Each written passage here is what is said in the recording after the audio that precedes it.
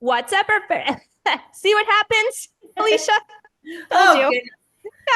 I can't even get the first word out. What's up, everybody? We are back with another Live and Learn. It is Real Estate Katie, and I'm really excited today because I have an amazing guest again. We always have super amazing guests on, but this one I'm so excited to speak to. Alisha Frost with Creative Memories is with us today. And if you are doing the declutter challenge, you're really going to want to stop, drop everything that you're doing and listen to this right now. If you are not doing the declutter challenge, hop on over to our event. I've got the link here in the show notes. We have, as of now, when this video was recorded, we have 144 moms that are currently, I know, isn't that so exciting?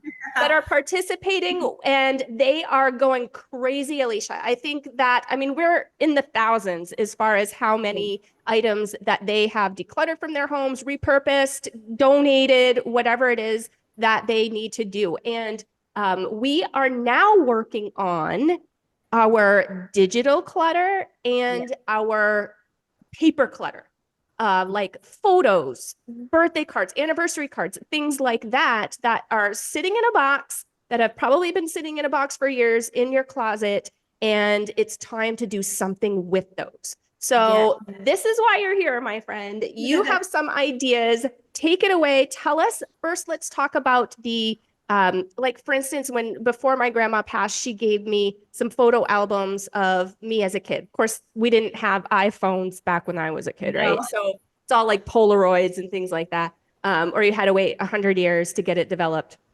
And you never knew what the pictures looked like until you actually got it developed. Remember that? Um, Yes. but I'm sitting on like boxes and photo albums full of this stuff that is, I don't know, it's not like organized in a way that is linear. Like, I don't know what the dates are, that kind of thing. So take it away. Tell us, give us all your Sure. juicy bit. Sure. Well, my name's Alisha Frost. I'm an advisor with Creative Memories. Um, Basically, my history is I've been scrapbooking since I was probably 19 years old, so a good 25 years. Oh, wow. And back in the day, you would get photo albums from your family, and they were those horrible magnetic sheets that if you've ever gotten one given to you, those glue lines start coming through the photos. Those photos are getting ruined, and that history is going to be lost. So I have photos of my grandparents that were stuck in those albums, and I took them out as soon as I could. But if you were just starting and it is overwhelming, not only do you probably have your photos from, your lifetime, maybe you are older and you have your mom's or your grandma's. Mm-hmm. What to do? So the biggest thing now is that we're in an age of digital photos, and everything is on our phones, our pads, our laptops.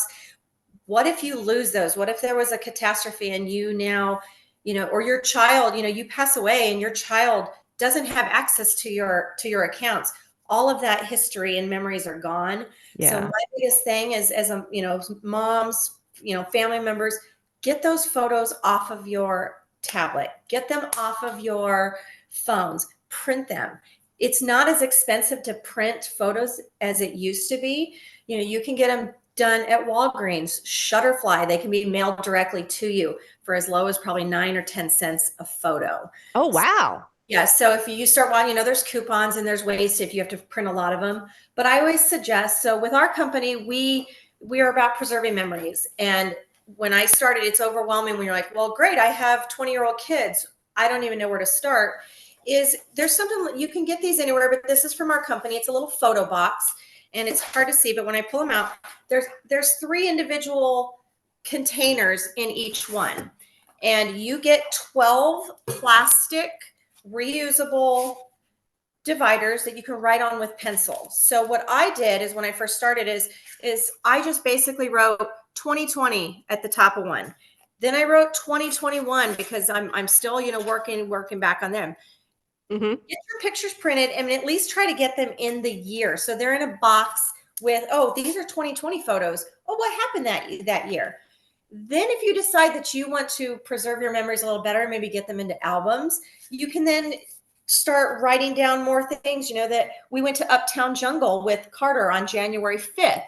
So when I see those photos 3 or 4 years down the road, who are these people? What are we doing? So just get your photos printed. It can be fun. Your kids will, can help you. They can remember, oh, find all the pictures from my birthday and relive those memories as if those events just happened. You're having them again with your family. So that's the first start, is to, get them off your phone. And that's a big thing of organization. Not only is it, saving yourself from losing them, but you're starting to get a little bit of a system down. And if you spend maybe 15 minutes every weekend pulling those photos of what you did that week, or maybe you don't have that much time and you do it once a month, but get the photos printed first.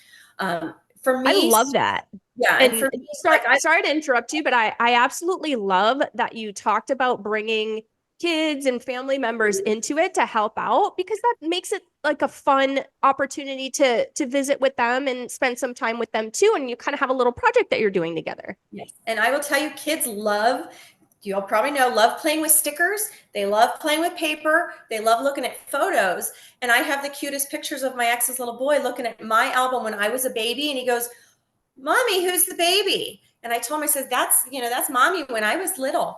And it's adorable to see their faces light up is to look. And when they start looking at their own photos, yeah, this is when you were born, this is grandma holding you. So, it's a great activity. Scrapbooking is not only just for the adults and for the moms. We actually have some men that scrapbook. No kidding. Yep, we do kids classes where kids can come in and scrapbook, if they're especially like junior high. They have their own events that mom might not always be at, so they could do their own albums with their friends and have that little scrapbook to look back when they are older. Oh, I love that. That is so cool. And now, so I would love for you to show us what a scrapbook looks like and kind of go over like how cool it is, because I know it's pretty cool. Oh, go ahead. But also wanted to mention, like for me, I have boxes and boxes of greeting cards. So I've gotten birthday cards, wedding cards, anniversary, like all these things. And some of them, I mean, I know unfortunately that, some of them are, some of the people who sent them to me are not going to be with us at some point in time, and some of them already aren't. So I really want to preserve those memories and their handwriting and, the words that they shared. Is that something that, how do you do that? So I haven't done an album of that, but I have seen them and they are beautiful. I try to keep, because I had drawers that I just kept every card. And then when I was divorced after 18 years, I moved on to another relationship and another relationship. That I decided to just keep more memorable ones, like my 30th birthday or 40th birthday, or ones from family that had passed. If you think how nice it would be to look back and see the card from grandma and remember and look, oh, I write just like grandma. Our handwriting's the same. Our grandma. So there are ways to preserve them, and there are albums with they're called like cover. It's plastic. I can show you that in a minute, but they're like plastic sleeves that go on so it protects the papers from being damaged and from fingerprints when people are turning them. The albums are protected with this page protector over them for longevity. But my first scrapbook was not done with creative memories. It was from a trip when I went to England when I was 20, and it was a breathtaking 3-month trip. And scrapbooking was not really heard of as much then, and especially not in England. So my first scrapbook is a paper scrapbook that I bought from the shop that I went. So it's very Victorian, which fit in. Can you see it good? Yeah. And all I had was a black pen, a glue stick, and the brochures and the postcards from where I went. But that was my first start, and remembering things that that I had did. And so I still cherish that, even though it's outdated and it's not how I scrapbook now. It's fun to look. And this is the style of album. We do paper albums now that are perfect for a beginner. They're perfect for a gift because they're small. They're only like 12 pages. Great for kids to do. And then this is how my scrapbooks look more now. I've grown up. Oh, that's beautiful. It's a 12 by 12 page. You can get lots of photos. I have 4 pretty full-size photos on there.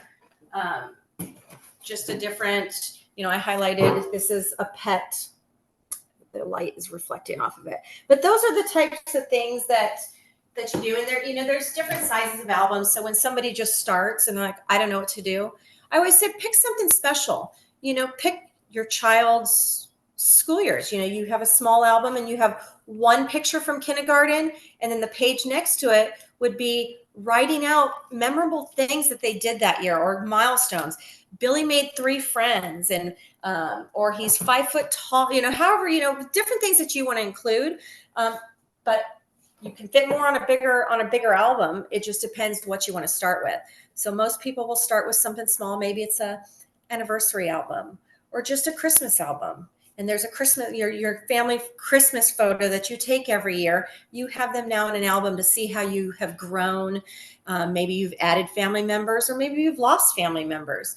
So then they're there and documented. So when you are gone, your legacy that you're leaving is the memories for your family. And they're going to know, oh gosh, mom looked so much like grandma, or grandma looks like me.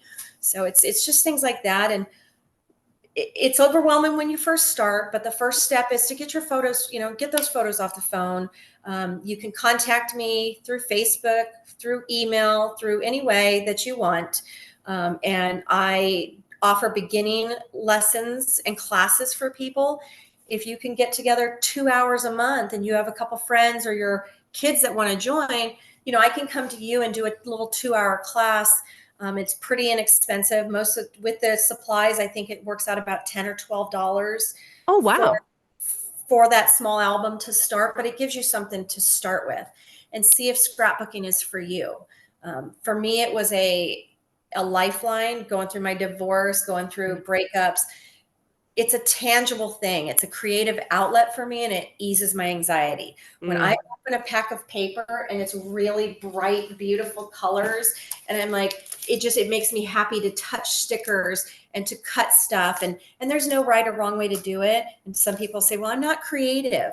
Well, we can show you simple ways to just get those photos down. Even if you just put a colored sheet of paper, put your photos down, wrote down who they are, it would still make a beautiful album that your family would be happy to get and to know, about, before the memories are gone. Because, my great grandparents came through Ellis Island. I documented that story because they were already, and I documented it. It's all mostly writing. I don't have pictures of them coming over on Ellis Island. I don't have pictures of them back then, but I was able to write out that history so that it doesn't get lost. So yeah, it's just that is awesome. So if somebody wanted to get started, just going back to what you said, your biggest advice is just pick like a theme or an event or something that you want to do versus like go and organize all your stuff, because I could see how that would be super overwhelming. But just to get started, how can they get started with you? So at the moment, I have space in my house for 6 girls with a good amount of a 6-foot table space per girl. Now, when they're just starting, they probably won't need that much space because they don't have that much stuff like us that have done it for 20 years. Like I can usually, my classes are once a month. And at the moment, I've been doing either a Friday or a Saturday. I have a lot of moms and retirees that are available on Fridays. So I set up once a month the tables for everybody. You bring your own supplies, and it's from 9 to 5 for $10. That includes lunch. Wow. Now that's just to come and have the space. That's geared towards if you're already scrapbooking. Right. What I can do for anybody that's beginning is we could set you up for a little 2-hour window, whether it be here during the crop when you can see everybody, all the other girls and what they're working on and getting ideas. Or if you want to do it on your own time, maybe you have a couple friends that also want to do it, then we would set up a 2-hour window that works for you. And you would bring your photos. And if you had time to get your favorite, like adhesive, there is scrapbook adhesives. We provide some as well. And it just depends on what they want to do. If they want to make cards, we make homemade cards. We can do that as a class. If you want to learn how to organize your photos and just have somebody sitting with you, walking you through organization, we can do that. So whatever you want to do. If you want to work on a kid's album, we have like this idea of, it's just a small, this is what I'm saying on it's a cute. kid's album. So you Yeah. can decide, okay, I just want to do it one kid's album. I don't think I'm ever going to do this again. It's an inexpensive. I didn't get the prices on that, like what the album kits it, but it would come with the album. It comes with the stickers and some papers so that you have enough to get started on an album. So it's just, that's the easiest way, is to just get in there and find somebody to talk to, come to one of the classes, get in touch with me, let me know what you want to do, or what you want info on. If I'm going to do a pet album is what I'm working on this year, because I lost a couple pets that I had for 14 and 16 years, and so I'm going to have an album where they're not mixed in with my regular album. It's just going to have my pets. So when I want to sit down and reminisce, I can look through that album.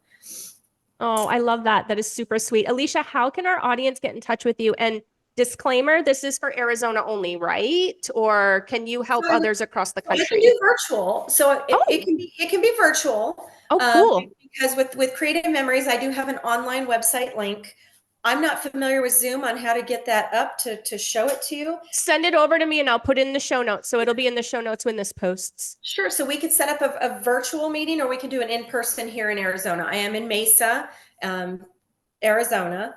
But Creative Memories is online. I have an online store where you can go and look at all the products first.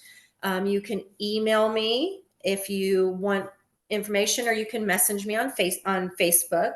I do have some classes coming up, like Friday, January 26th is my next one coming up. So we're getting ready for that, and I'm almost full. There will be one on Friday, February 23rd, and I believe Saturday, March 2nd.